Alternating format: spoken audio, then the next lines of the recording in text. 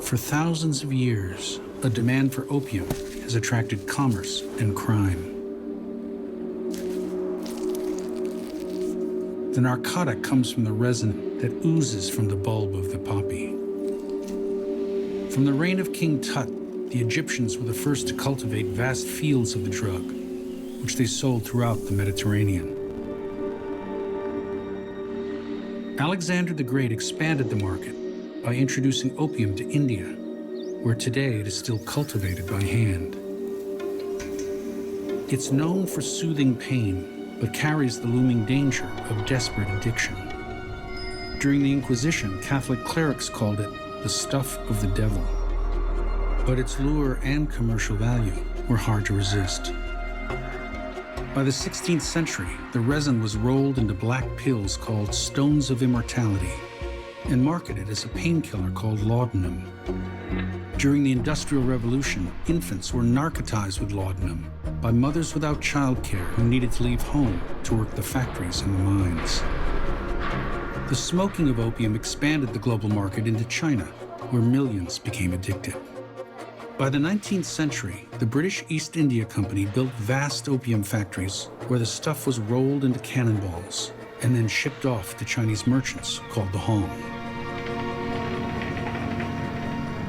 American dealers like John Jacob Astor and FDR's grandfather Warren Delano cashed in by manufacturing the stuff in Turkey.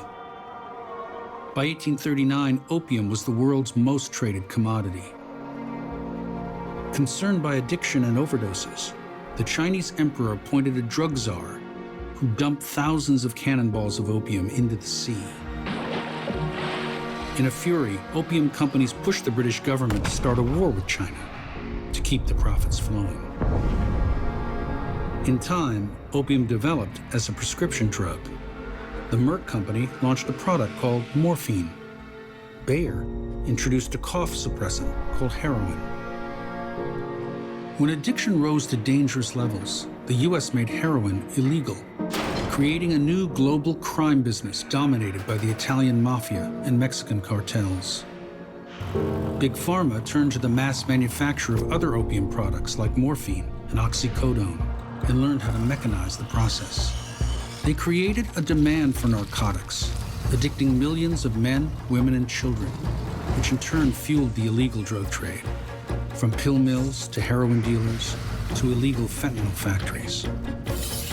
The terrible truth is that the business of criminal cartels and pharmaceutical companies is connected.